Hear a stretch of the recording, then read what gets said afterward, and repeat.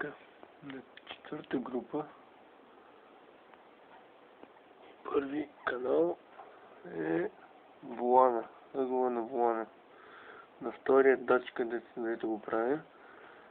Трети е ето големия датчик. Ето това. Намира се под волана, като с него има още един такъв малък датчик.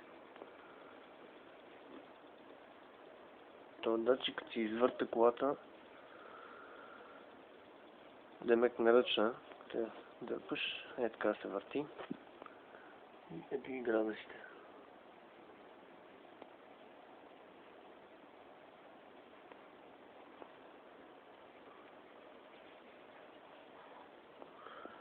Този отдолу, малкият демек, който не е включен, ето го тук е включен. Ето, се премества колата, като стартираш и когато тръгва рязко напред или рязко назад,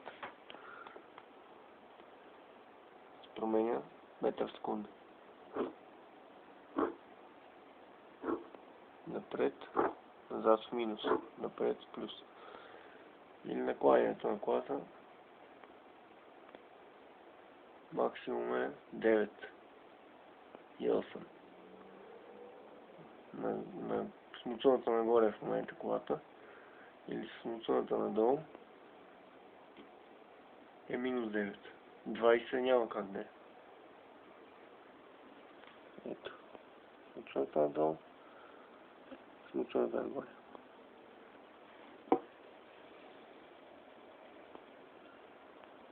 Махаме контакта.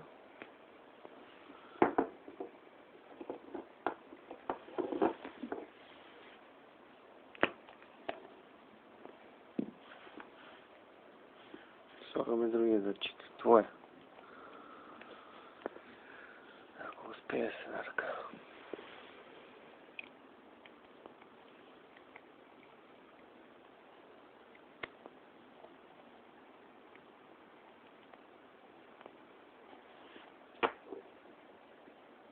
Слагаме наравно. И паркета.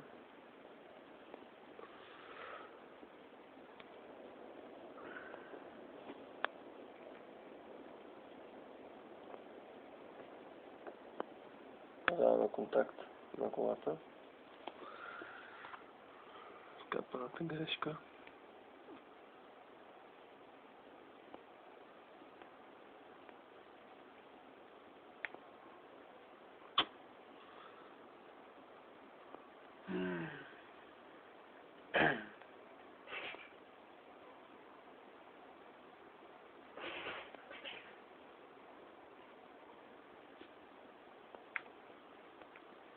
Естествено кабела се пребава.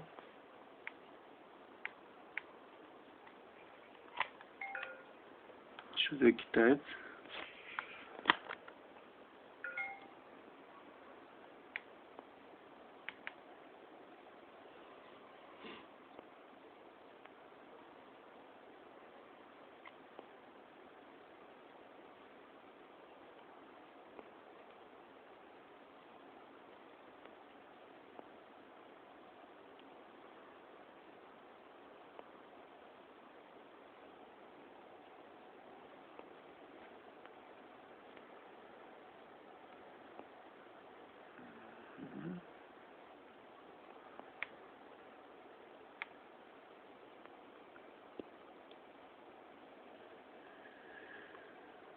Това долу съобщение, което се излиза допустимите стойности. Допустимо е до 1,5.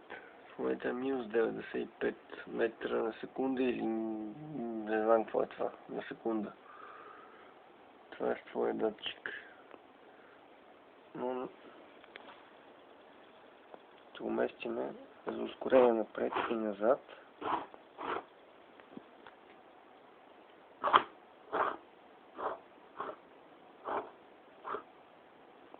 Напред.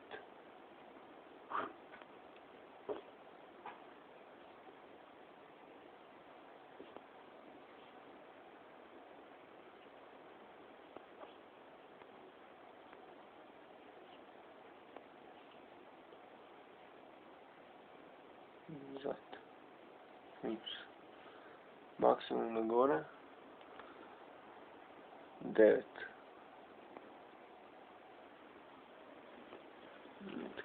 Нагоре.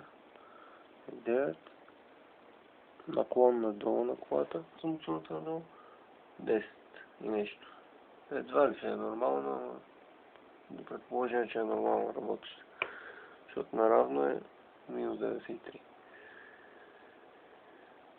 Така...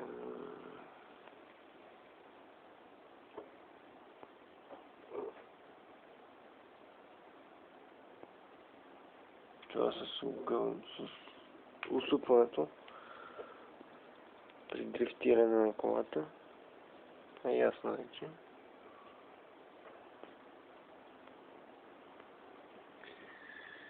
И така общо взето. При тебе би трябвало да имаше тук още един датчик като този. Ето тази страна. Който е тук отдолу, под волана, под големия датчик, другия малък. Понеже сте с халдекса. Това управлява халдекса, задния.